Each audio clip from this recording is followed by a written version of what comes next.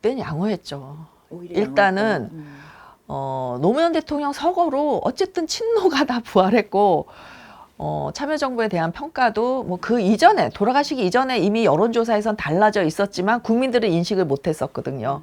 근데 그게 이제 다 달라진 걸로 나왔고 해서 그 많이 그때는 좋아진 분위기였고 또 뭐 이광재, 안희정, 한명숙, 뭐 정세균 너무나 그 좋은 친노들이 질비했었고 인재도 많았고 그때는 그리고 명분을 잃어버리지 않았고 그렇잖아요. 왜냐하면 노무현 대통령이 어쨌든 부인이 돈 받은 것도 부끄러워서 자기 목숨을 버릴 만큼 국민에게 사과를 했고 한 그런 점에서 그 친노가 또 패족이란 말도 썼었고 그래서 반성도 했고 지금처럼 이렇게 염치와 상식을 잃지 않았다. 그리고 오히려 친노들이 곳곳에 있었기 때문에 그게 희망을 줘서 사실 2010년 지방선거에서 상당히 좋은 성적을 거뒀고 2012년에 더 잘할 수는 있었지만 뭐 그러지 못했는데 그러니까 그때는 제가 이렇게 정말 간절하진 않았어요. 뭐 국민의 명령을 하면서 민주당을 다시 더 잘 살려야 되겠다라고는 했지만은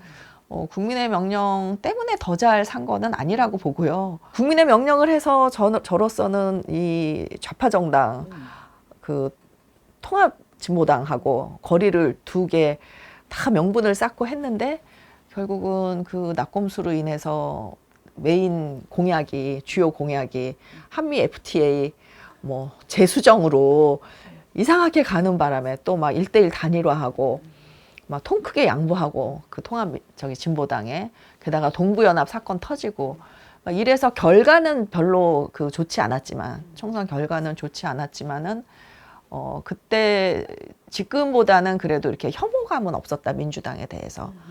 그래서 근데 그때가 지금보다는 민주당에 대한 핵심 지지층은 적었어요. 예, 하여튼 친노가 나오면은 뭐 한 35%, 안 나오면 25%였어요. 그럴 정도로 그 정당 재연합이 그때부터 일어나서 지금까지 와서 사실 고정값은 지금이 더 높아요. 한 35, 35 양쪽 정당. 거기서 왔다 갔다 하잖아요. 그런데 고정 지지자는 더 많아졌어요. 그때보다. 근데 제가 위기의식을 느끼는 거는 이탈한 사람들이 정치 고관여층이라는 거예요. 그러니까 보통 중도층은 정치 저관여층이 많고 고관여층은 좀 조금이에요. 사실 스윙 보터들, 이렇게 이당 저당 다니는 투표권자들. 근데 민주당 지지자 중에 고관여자들 또 고학력자들이 많이 이탈했어요. 그 혐오가 싫어서.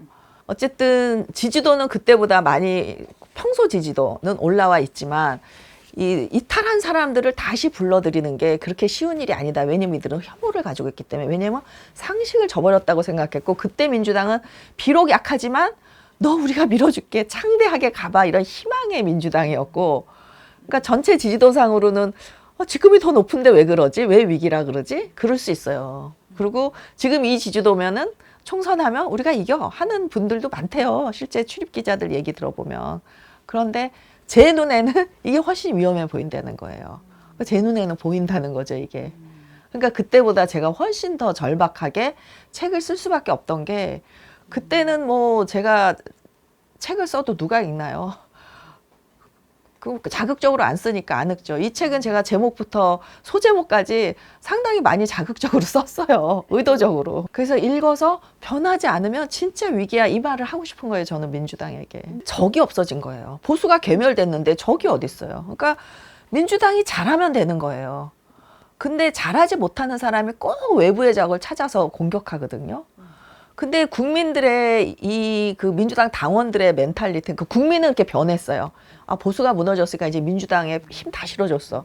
이제 180석 가지고 얼마나 잘하나 봐야지 하는데 민주당 당원들은 탄핵 과정에서 자기네가 탄핵도 만들고 문재인도 대통령 만들었다고 생각하면서 굉장히 과도한 효능감을 맛보면요. 나르시스트가 된대요.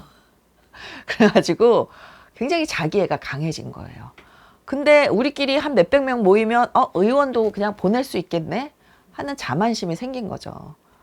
왜냐면 권리당원 투표가 공천에 굉장히 중요해졌으니까. 그래서 금태섭도 날리고 그 김혜영도 날리고 날렸네 이렇게 되는 거예요. 근데 그게 사실은 아니에요. 잘못된 이미지가 만들어진 거죠. 그러니까 왜냐면은 늘 그 강성 당원들이 당 게시판에서도 SNS에서도 과잉 대표되니까 사실 제가 SNS에서 이렇게 패친들하고 좋아요 받고 댓글 서로 주고받고 하는 것만 보면요, 저 이 책 못 써요.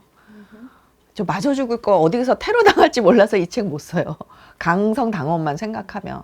근데 저는 이분들이 정말 국소적인 여론일 뿐이지 전체 여론은 그렇지 않다는 제가 여론 전문가로서의 확신이 있어서 쓰는 거거든요.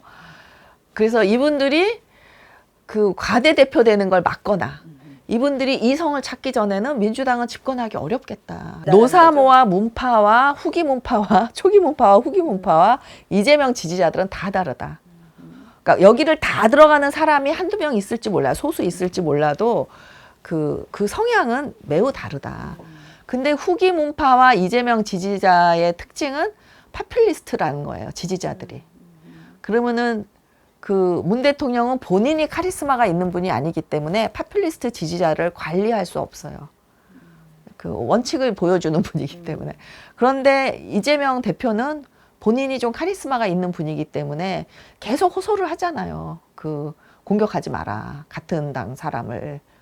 그러니까 이게 같은 당끼리 공격해서 분열을 부추겨서 뭐가 좋냐고요. 근데 맨날 수박 깨기 하거든요. 그러면 수박 깨기 한다는 말은 그 뭐 이낙연 지지자는 다 나가라 이 얘기거든요. 근데 제 말이 이낙연 당대표 몇 개월 했는데 아니 민주당을 그러면은 이해찬은 당대표를 2년 했고 이낙연 당대표 몇 개월 했는데 사실 이재명 당대표 기간이 더 길었던 거 아닌가요? 1년 지났으면. 근데 뭘 그렇게 이낙연이 잘못했냐. 모든 이유가 이낙연 때문이래요. 굉장히 비이성적인 거죠. 이런 사람들에 휘둘리면 안 돼요. 이재명 대표가. 지금 그럼 왜 싸우냐. 나가라 들어가라. 당권 때문에 공천 때문에 싸우는 거거든요. 결국 공천권이에요. 핵심은 총선 1년 앞두고. 그러면 이 공천권을 이재명을 위해서도 민주당을 위해서도 어떻게 하면 좋은가. 권리당원의 힘을 약화시키는 방향으로 가는 게 핵심이다. 그러면 2004년, 2016년도 사실 패할 줄 알았다가 일당됐잖아요. 그럼 2004년과 2016년의 공천권의 핵심은 뭐냐? 상향식 공천이었고 국민 100% 예비 경선이었다. 그러면은 이재명 대표가 그거를 바꾸면 돼요. 권리당원을 통해서 그 좋아하시는 권리당원 전당원 투표를 통해서 이거 선거 그 공천 제도를 바꾸면요. 사실 당대표 가지고 싸울 이유가 없죠. 그래서 제가 플랜 B를 내세우는 거예요. 그렇게 해서 분당이 되면 신당이 만들어질 거고 이 신당은 과거 같은 신당이 아니라 그 양당 보수 진보가 손을 잡는 합리적 진보와 개혁적 보수가 손을 잡는 그 신당이 될 때 이 파괴력은 어마어마하다. 그러니까 정신들 차리십시오 하는 얘기예요. 제가 이제 이런 얘기를 하는 이유는 첫째, 민주당 혁신이 반대 방향으로 갈 가능성이 크다.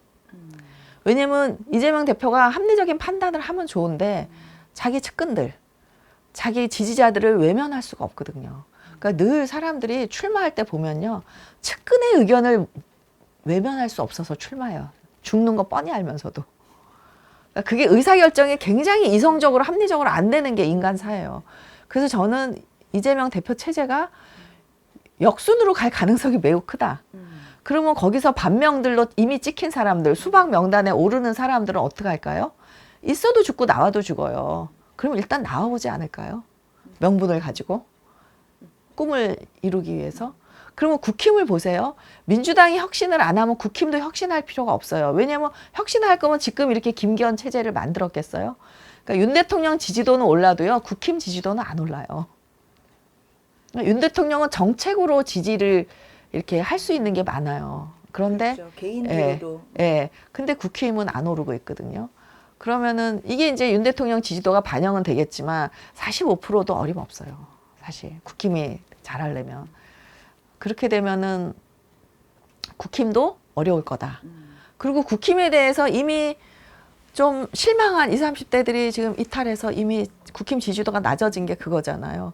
그렇게 되면 양쪽 당이 지금 상태로 간다. 옛날 같으면 당연히 지금 상태로 갔죠. 그리고 그럴 경우에는 국힘에게 유리하다는 걸 알고 가는 거죠. 그리고 이재명 대표도 친명 체제를 구축하는 한 우리가 뭐 여당이 아닌데 꼭 과반수 될 필요 뭐 있냐? 이러고 가는 거죠. 저는 그럴 확률이 매우 높다고 봐요. 그러니까 저는 점쟁이가 아니라 이제 전문가니까 확률로 얘기하는 거예요. 뭐 딱 이렇게 된다. 이거는 점쟁이가 하는 거고 저는 확률적으로 이렇게 갈 확률이 크다라고 보는 거예요. 그러면은 그쪽에서도 이제 윤석열 대통령의 뭐 나름 내 개혁을 다 개혁이라고 생각하죠. 대통령은 내 개혁을 추진하기 위해서 내 손발이 될 사람이 국회에 좀 가줘야겠다라고 공천 명단이 이렇게 있으면 또 그 당선 가능성이 있는 사람들을 영입하려고 생각한다면 물갈이 좀 하지 않으시겠어요?